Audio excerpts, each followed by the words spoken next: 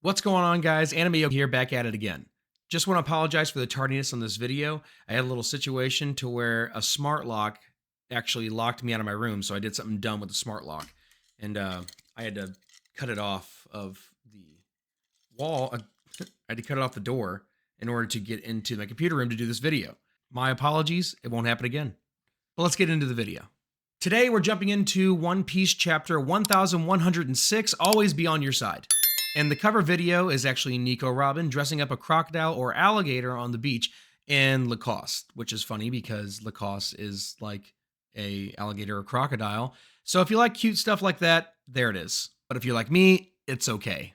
Let's just get into the chapter. So in this chapter, we actually pick up right where we left off, Vegapunk having an inner monologue about Bonney being a pirate now and the pacifistas actually targeting her because she's a pirate now.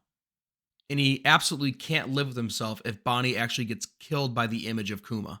But Vegapunk, being the smart man he is, and the genius professor, he actually put in a contingency plan to this.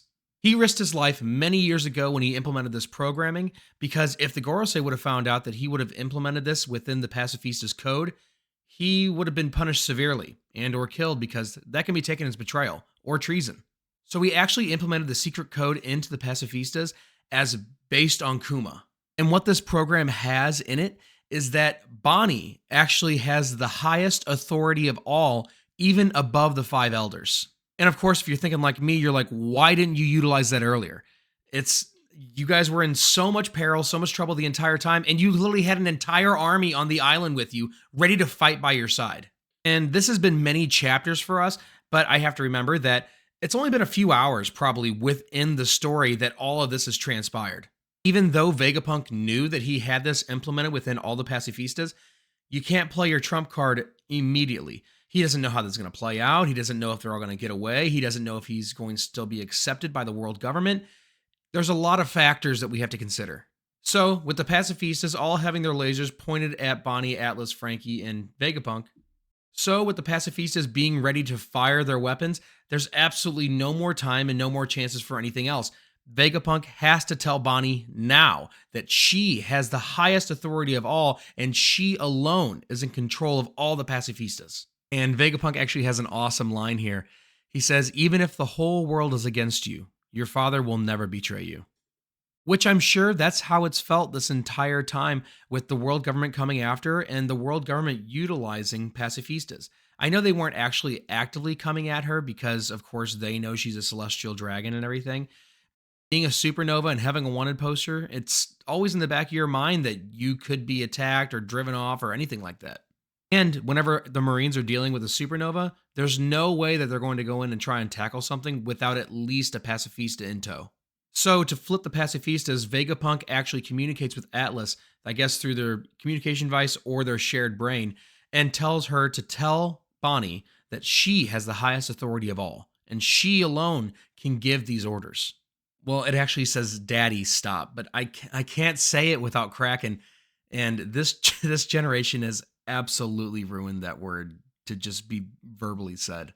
So thanks to Bonney's voice, all the pacifistas turn their guns on the Marines. And Saturn, being the scientist he is, immediately realizes what Vegapunk has done and does not even hesitate to take one of his leg spider things and stab Vegapunk through the back, straight through his chest. And with that, Vegapunk has officially joined the Donut Club.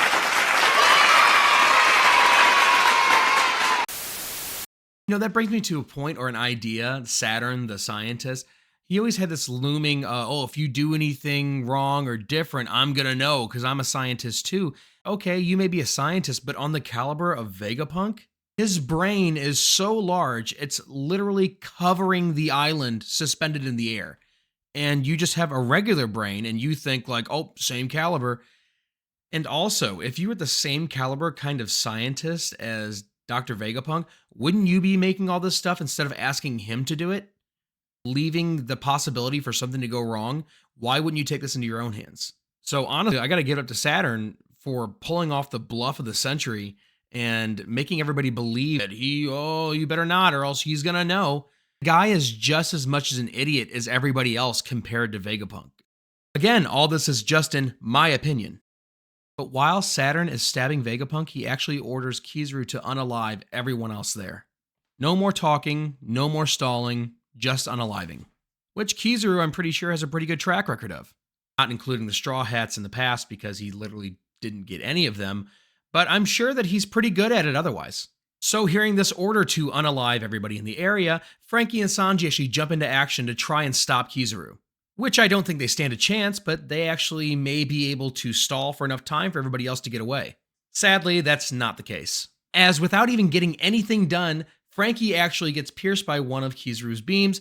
Sanji's able to deflect one. Eventually, he gets hit by them as well. But then Kizaru points his lasers at Bonney. We don't know if he actually has the intention to unalive, but it looks like he does. But before Kizaru is actually able to get off the shot, Luffy shows up again in Gear 5. And Luffy actually uses a punch to blow Kizaru away. And this isn't the Star Gun or anything like that. This is just a typical hockey-infused punch. There's no new move or anything like that. Going back to basics. Then Luffy uses that rubber world and he turns all the world around him into rubber. Then Luffy uses that rubber world that he has to actually soften the blow of everybody falling that would have been unalived by the pacifistas and or Kizaru. And as everyone gently falls to the ground, you can't imagine how mad Saturn is. Every time he's given a command, every time that he's given an order, every time that he's tried to get something done, these guys won't let it happen. Which I'm pretty sure that you're just as well as I am, that when the Celestial Dragons give an order, it gets done. They're not used to being told no or denied their wishes. So rightfully so, Saturn is big mad. We then check back in on Kizaru where he's actually sitting on the ground holding his head after being punched and blown away by Luffy. Holding his head like, but it's not like he's had any real damage or anything like that. He seems fine, like he's going to be able to still be in the fight. And we can't forget about the newest member of the Donut Club, Vegapunk. He's bleeding on the ground, mortally injured. So Bonney rushes over to help Vegapunk. And while she rushes over to help Vegapunk and is holding him up right here to try and help him, comfort him, everything like that, he actually reveals to Bonney that Luffy is the sun god, Nika. And there's a beautiful double spread where actually Bonney is looking up to the sky and seeing Luffy in the sky in the Nika pose. And it actually seems to be the same pose that he's doing in volume 103. Funny enough, I actually have that volume here. When I went to Japan, this was the only volume of One Piece that I bought from the One Piece store. So as you can see right there, Nika pose. Same one. I cannot believe the odds of me actually having this. The real volume from the One Piece store. I was meant to cover this chapter. So I'll read this Vegapunk quote directly, so please excuse my aversion of my eyes away from the camera. So you haven't realized?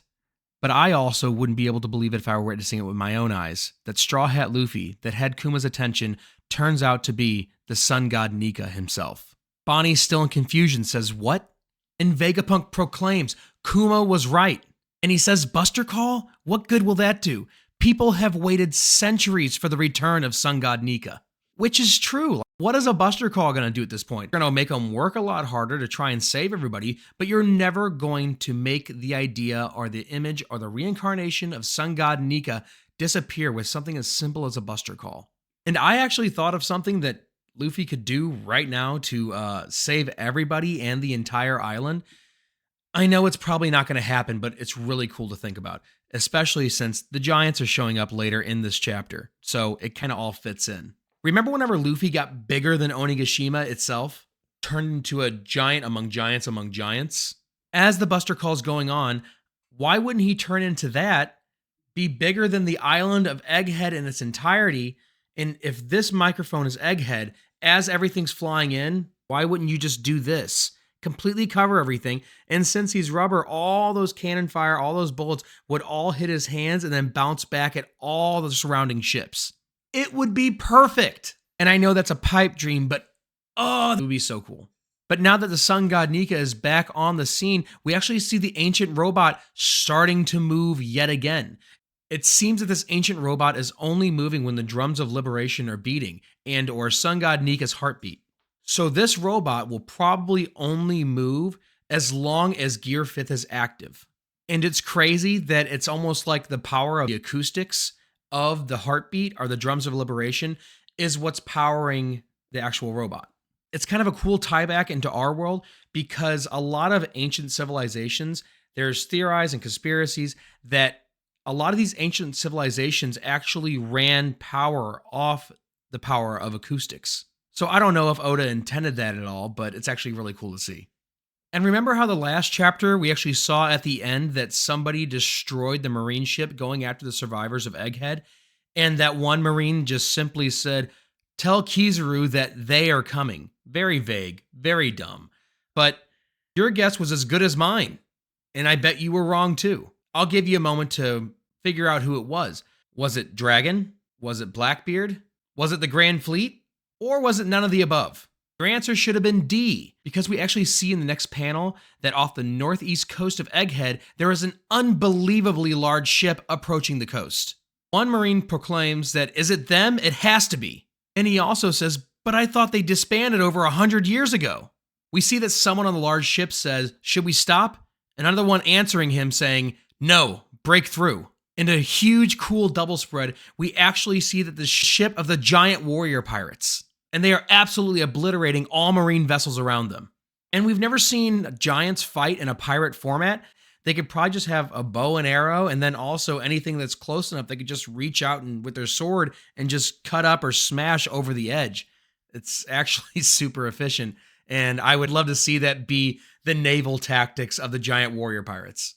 And the Marines not knowing what to do, they're just giving the orders to fire at the giant warrior pirate ship. And the two giants that are piloting the ship happen to be none other than our old friends Dory and Broggy. So if Dory and Broggy were actually a part of your bingo card and you thought it could be them, good job. I couldn't have called that a mile away. But it's fitting because the next arc is most likely going to be Elbaf. Then we get some dialogue between Dory and Broggy themselves. And I'm just going to say this right now, I think that Dory is the better giant. I know that their battle in Little Garden probably isn't over. Their duel has just been paused. I'm rooting for Dory the entire time. I think he's the better giant. I think he's got a cooler design. I think he's better, but that's just me. Broggy says to Dory, "Look at them. They're wondering why we're here." And Dory says back to him, "What a stupid question. There's no coincidence in this world of why we're here, right, Broggy?" And the Marines are still flipping their shit, going over their den mushies, saying that the giant warrior pirates are here. They're trying to tell everybody that they can because this is as much a surprise to them as it is us. Broggy laughs and says, "We're here for you, Straw Hat." Dory laughs and says, "The sun god." Which I can be certain they know because Shanks was just on Elbaf, and Shanks was probably playing Gossip Girl and told them that Luffy has awakened as the sun god Nika. We still have to get out of this predicament at Egghead, but get ready, because Get in, loser. We're going to Elbaf. So much cool stuff in this chapter, so much to cover. Vegapunk getting stabbed, Bonney getting control of an entire army of Gigadads, Luffy going Gear 5th again, the ancient robots starting up, and the giants showing up to the island to save the day. That is still catching me by surprise because I did not call the giants. That was not who I thought was going to show up. But the giants are more than capable of saving everybody there and helping out. And also, these giants aren't like Hiruden. Hiruden is actually pretty young when it comes to giants. The two elders in their village of Elbaf, they actually were 300 plus years old. And I think Dory and Broggy are like 100 to 160 years old right now. That is considered prime for a giant. So we got to see Hiruden fight, but he was a young giant. We're actually getting to see two prime giants not fight against each other, but help out and fight against the world government in order to save Straw Hat and his crew. Which, yes, I'm including the Vegapunks in Straw Hat's crew for right now. So what did you guys think? Let me know in the comments below. Let me know everything that you thought, everything that you were thinking, things you might have been right about, things you might have been wrong about.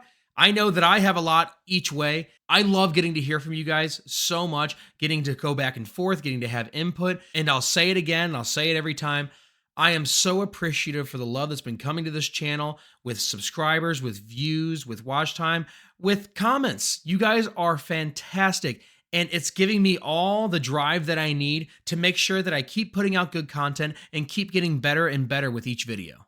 So thank you guys so much for being you. Thank you for being awesome. And thank you for contributing to this channel. And with that being said, see you later.